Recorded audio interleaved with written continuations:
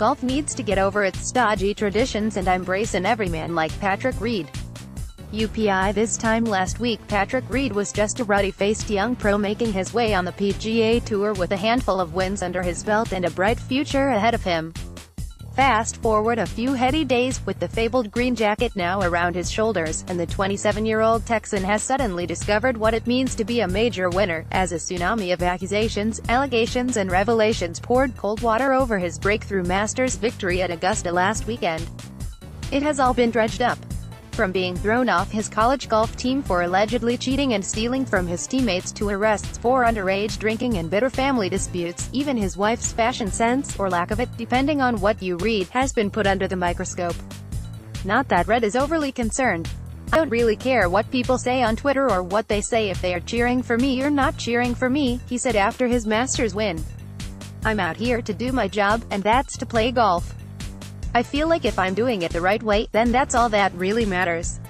Public relations experts will doubtless say that Red needs to try and somehow shed the bad boy image he's picked up, that he needs to repent and make amends for all the transgressions of old. Golf, after all, has a memory as long as its history. It never forgets and rarely forgives. But Reed's not going to change, and, for that, I applaud him. It's golf that needs to get over itself.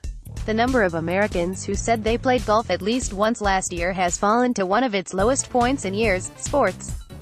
Even worse for the sport's future, the number of young people, aged 18 to 30, playing the game has sagged nearly 35% over the last decade. Reed is the shot in the arm that golf so desperately needs right now. He may buy the pantomime villain, an anti-hero in chinos, but at least he's different, and at least he's got a past, be it murky, incriminating or otherwise. Contrast him with the likes of Jordan Spieth or Justin Thomas or Rory McIlroy. Super fit and sponsor-friendly, they're great players one and all. But what have they ever done, other than play golf, since they were barely able to walk? Sure, the sponsors lap them up and you would love your daughter to bring them home. But where's the story? Where's the human appeal? Golf, like every sport, needs its Patrick Reeds every bit as much as it needs its legions of clean-cut, consummate professionals. They may seduce and infuriate in equal measure, but who would you rather watch? Bjorn Borg or John McEnroe? Lennox Lewis or Mike Tyson? Anything out of the ordinary in the hermetically sealed world of the PGA Tour will set you apart. Besides, it's not like golf hasn't had its hellraisers in the past. John Daly, a player who seemed to exist on a diet of little more than cigarettes and alcohol. "I wasn't called the Wild Thing for nothing." Now 51, Daly is still big box office whenever he plays, primarily because you might see the kind of legendary, grip it and rip it big hitting that carried him to 2 major championships, or you might see him hurl his driver in a lake and storm off the golf course. If you're lucky, you may get both. And what of Tiger Woods? He may not have won a major for 10 years, but his recent return to Masters action after serious injury, to both body and reputation, saw ESPN's television audience jump 40% over the corresponding period in 2017 when Woods didn't play at Augusta.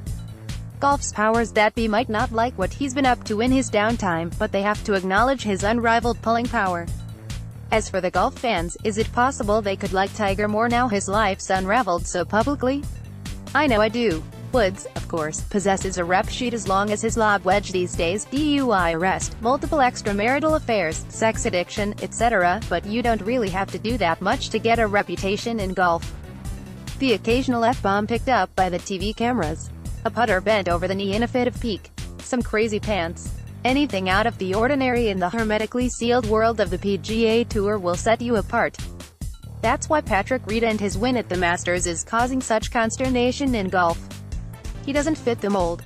He drinks. He swears. He was even seen wearing his Masters green jacket at a chic Filet drive-thru. In short, he's everyman. So go ahead and trash him. Feel free to dig up his past.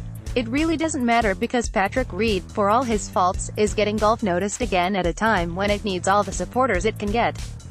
Gavin Newsham is the co-founder of Golf Punk magazine and has also written for Golf Monthly and Golf World.